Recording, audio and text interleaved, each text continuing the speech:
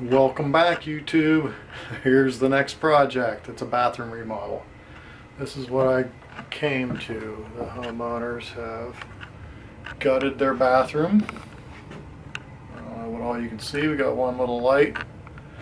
Basically an empty room with some old plumbing. Gotta tear the ceiling down yet. And we are going to go through this room and turn it into a beautiful bathroom. So stay tuned, here we go.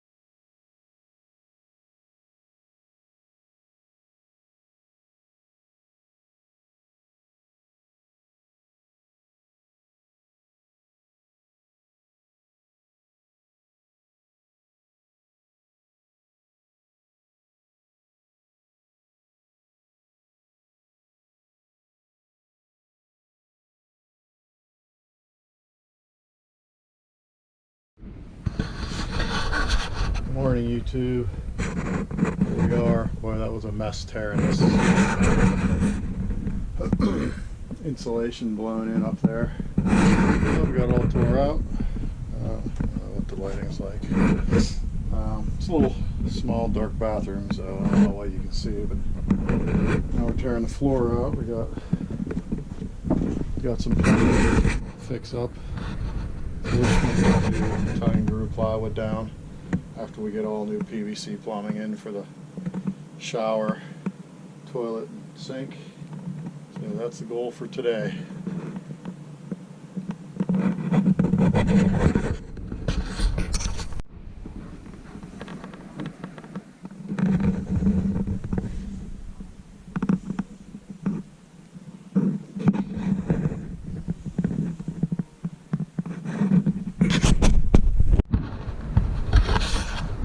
Okay, here's what I got in the bathroom. We had to cut out the cast.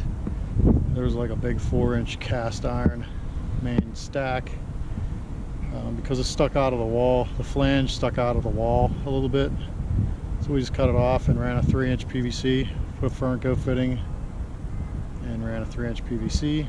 From there up, you can see here, we got the new pipe coming up out of the roof.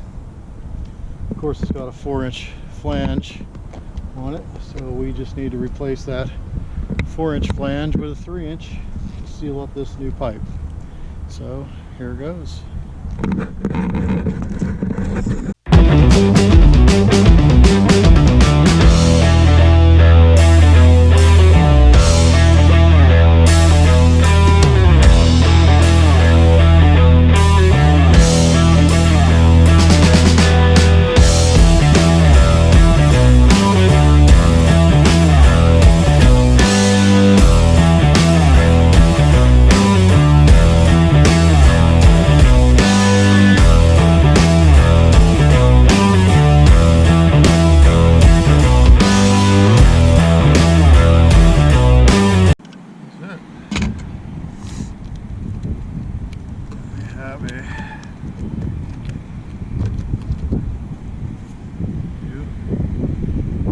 flashing.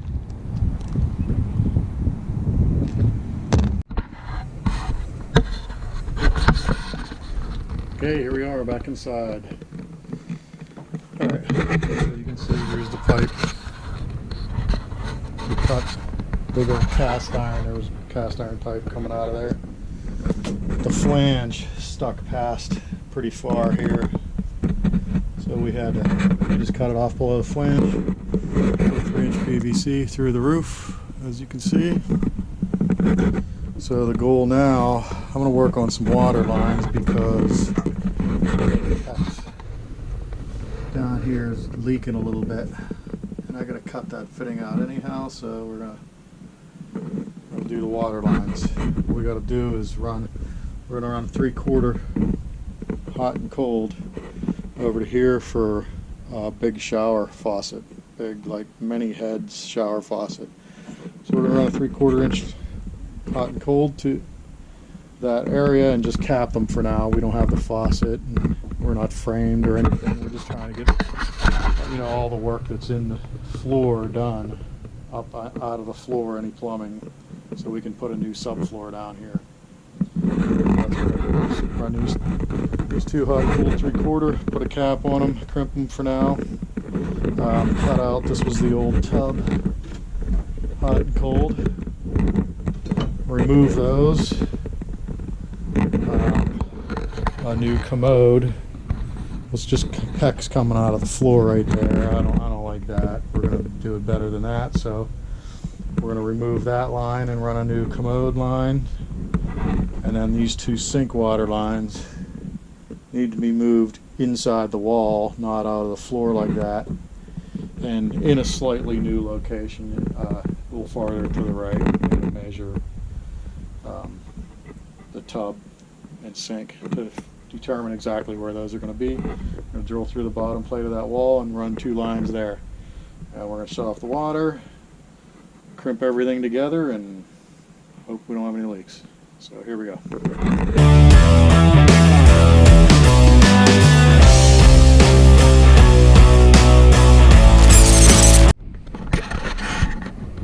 Okay, here's what I got. So for the commode, what I do is I drill a hole in the bottom plate and run the pecs up through the floor. I put this 2x4 here, to hold this drop here. I screw this to the wall, to the stud, to this 2x4. See, I haven't crimped this yet. I just sat it together. And then when we're done with the drywall, we'll remove this and install a chrome pipe with a scutcheon and a little chrome 1/4 turn valve. So it'll look really nice. So many times you see like just pecs coming right out of the floor, right out of the wall, or even copper coming out of the floor wall. Just it doesn't look good to me. It looks like cheap work. I don't know. So anyhow, this is, in my opinion, this is much better. This is the way I do it. Anyhow, when it's done, you'll see nice finished drywall and a nice chrome pipe and a chrome valve. So that's what we got going on. So I'm just getting everything prepared before I shut the water off. It's only one valve to shut the water off to the whole house. So getting everything ready. Once everything's ready, we'll shut the water off, crimp it together, and turn it back on. Okay. So here's where we are so far. I'm going to move over to the sink. Okay. Here we are. We got the sink location, holes drilled for the water lines. I determined where the drain line and water lines need to be for where the sink is going to be, height and width. Drilled 2 holes. Over here were the old ones. I just got to get this cut, pushed up through there, crimp an end on it. This one I'm actually removing because I need a 3/4 line onto there to go to the shower, so I'm going to remove the whole fitting and crimp a new one up to there for the hot. First thing I'm going to do is this one here. This one started leaking as soon as I moved it earlier. That's why I got a bucket under it. And So here's my new 3/4 line to go over to that shower. So I'm just going to cut this fitting here and do away with this. This was going to the commode. I'm going to run it over there elsewhere. So I'm going to put I got a 3/4 by 3/4 by 3/4 T coming this way to hit that shower. So that's what I'm going to do now.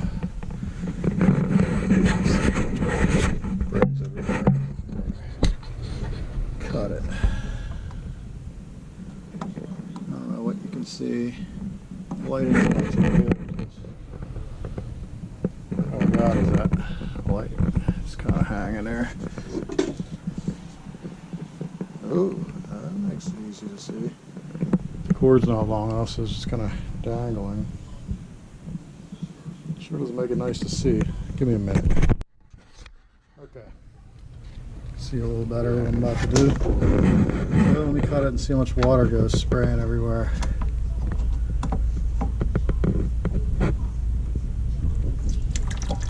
So I keep most of it in the bucket.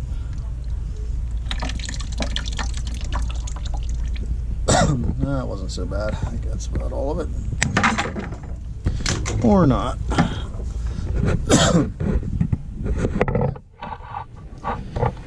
Cut. It's going to drain whenever I drop it, no matter what I do, so.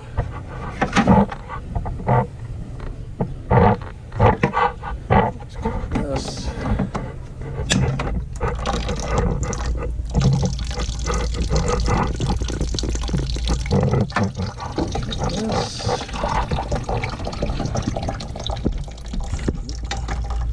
Farther. A little farther.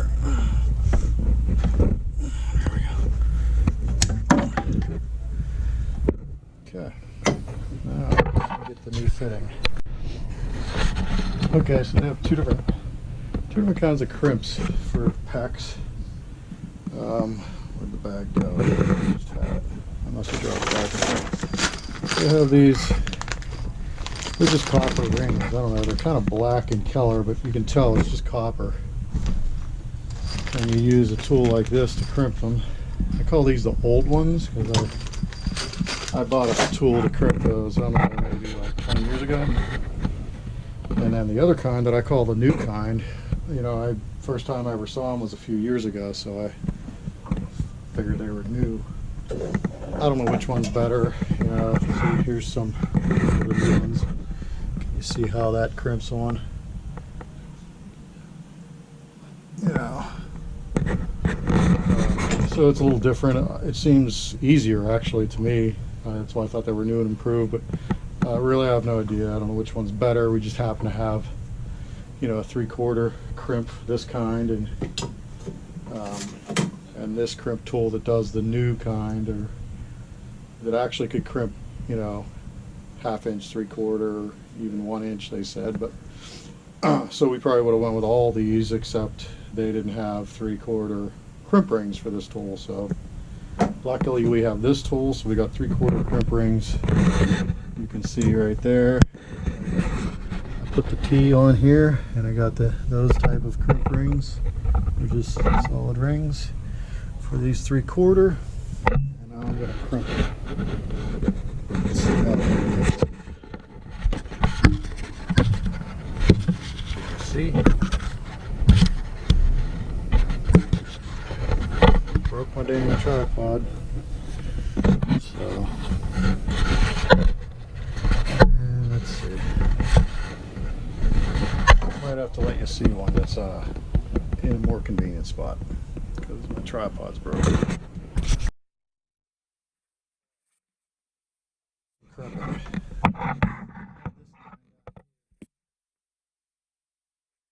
It was originally going that way. I needed it to go kind of that way, and I tried to just move it, and the fitting broke. So I had to cut it and put a new fitting, which is probably good anyhow, because that fitting, here's the fitting. See, it's got all kind of corrosion on it anyhow, so, you know, maybe it was leaking everything. Over here's the hot wire.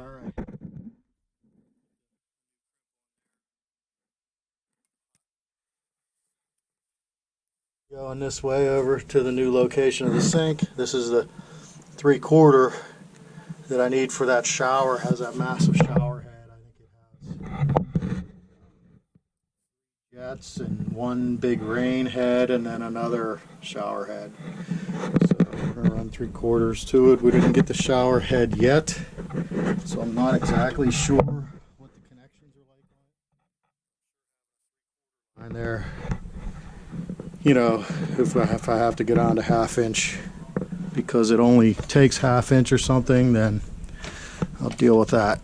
But I'd rather have a 3/4, the volume of a 3/4 line over there anyhow. So all right, so I got these coming up here, so I just need to mount some boards. You know, this is where the drain's going to come out for the sink, so I need to mount a couple of boards with my drop ears like I did for the commode over there.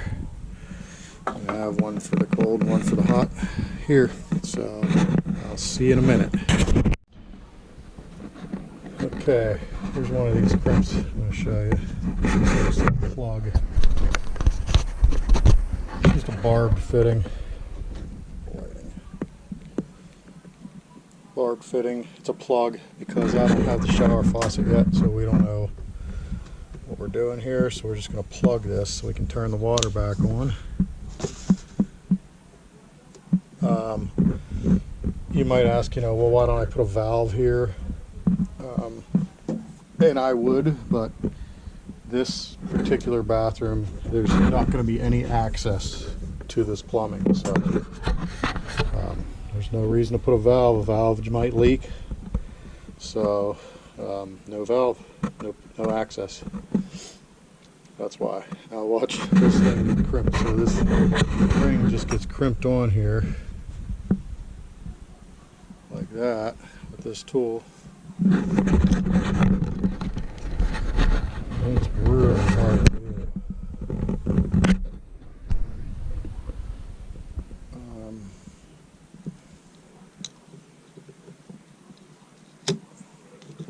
I don't know why it's so difficult. It takes all the tripod, so I'm trying to. I think you can see that. It takes every bit I got with 2 hands to crimp this thing.